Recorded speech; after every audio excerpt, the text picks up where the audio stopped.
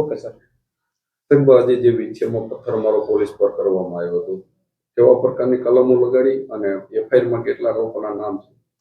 કાલે જે વિછિયા પોલીસ સ્ટેશનમાં જે અપ્રિય ઘટના બની તે સંદર્ભમાં પોલીસે ત્વરિત કાર્યવાહી કરીને એફઆઈઆર દાખલ કરી છે. આમાં ટોટલ 84 લોકોના 84 જેટલા લોકોના નામજોગ ફરિયાદ દાખલ કરવામાં આવી છે.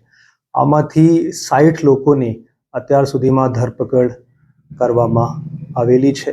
પોલીસ પોતાનું કામ બહુ સારી રીતે કરી રહી છે. કાલે જે રીતે બહાદુરીપૂર્વક પોલીસે પોતાનું કામ કર્યું છે અને જે ટોળા આક્રમક થઈ ગયું હતું અને જે આરોપીઓ પોલીસ સ્ટેશનમાં હતા આ લોકોને પણ કોઈ હાનિ થઈ શકતી હતી, એને એકદમ રોકીને પોલીસે સંયમ પણ રાખ્યું અને જ્યારે ટોળા જે આક્રમક થયા તો એના વિરુદ્ધમાં જે મિનિમમ ફોર્સ યુઝ કરીને ટોળાને ડિસ્પર્સ કરવાની કામગીરી કરવામાં આવી.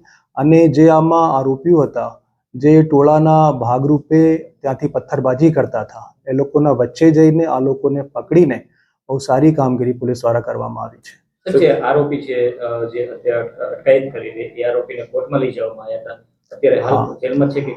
આમાં જે 60 આરોપીઓની ધરપકડ કરી છે આમાંથી 58 જેટલા આરોપીઓને કોર્ટમાં આજે પ્રોડ્યુસ કરવામાં આવ્યા છે. 58 લોકોના જેલ વોરંટ ભરી દેવામાં આવ્યું છે અને આ લોકોને ગોંડલ જેલ હવાલે કર્યું છે. જે બે મેઇન આરોપીઓ છે મુકેશ રાજપરા અને બીજા નવનીત સોલંકી, આ બંને આમાં મેઇન સૂત્રધાર છે. આ લોકોની રિમાન્ડની કાર્યવાહી આજે સાંજે નામદાર કોર્ટમાં કરવામાં આવશે. સર, પોસ્ટ વાયરલ થઈ હતી તેના હિસાબે આ મામલો ગરમાયો હતો. બિલકુલ, એ જે મુકેશ રાજપરા છે એમની ભૂમિકા પહેલાથી જ શંકાસ્પદ રહી છે.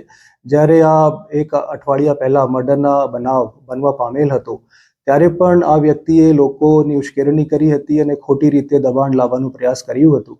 એના પછી પોલીસે જે કાર્યવાહી કરી છે તુરત જ એફઆઈઆર દાખલ કરી મર્ડરના કેસમાં. આમાં ફક્ત 4 આરોપીઓના નામ હતા, એક નામજોગ અને 3 અજાણ્યા ઇસમો. પણ પોલીસે આમાં આગળ બહુ સારી રીતે તપાસ કરીને આમાં 8 આરોપીઓના નામ ખોલ્યા, એમાંથી 6 આરોપીઓની ધરપકડ કરી. આ લોકોની 5 દિવસની રિમાન્ડ પણ લેવામાં આવી હતી અને તમામ જે પ્રક્રિયાઓ છે ઓળખ પરેડની કામગીરી જે એક વિટનેસ હતા એમની સામે કરવામાં આવી હતી. તમામ જે લોફુલ એક્ટ છે પોલીસ દ્વારા કરવામાં આવ્યા હતા. પણ આ લોકોની જે ઇલીગલ ડિમાન્ડ હતી જેમાં કોઈ પણ અનિચ્છનીય બનાવ બની શકતો હતો તો એને કંટ્રોલ કરવા માટે પોલીસે જે કામગીરી કરી છે એ ખરેખર મારા જે લોકલ અહીંયાના પીએસઆઈ છે, પીએસઆઈ જસદણ છે, તમામ જે અધિકારીઓ અને કર્મચારીઓ અહીંયા હાજર હતા એ લોકોએ બહુ કાબિલેદાદ કામગીરી અહીંયા કરી છે.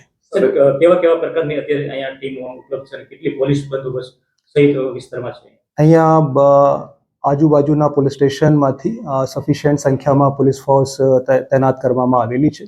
આમાં પીઆઈઓ પણ છે, પીએસઆઈ પણ છે, ડીવાયએસપી મારા એએસપી પણ અહીંયા હાજર છે અને એસઆરપીની એક કંપની પણ અહીંયા ઉપલબ્ધ છે. 144 કલમ લાગુ કરવામાં આવી છે?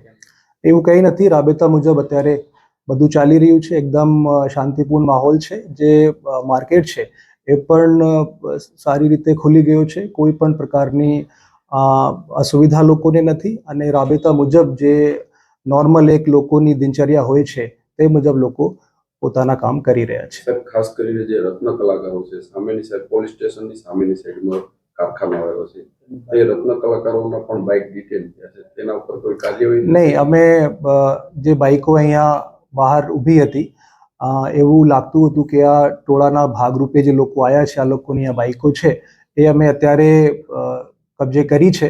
પણ આમાં ખરેખર જે આ બાઇક્સના ઓનર છે એ ખરેખર આમાં આરોપી છે કે કેમ આ સંદર્ભમાં તપાસ કરીને જ આગળની કાર્યવાહી કરવામાં આવશે.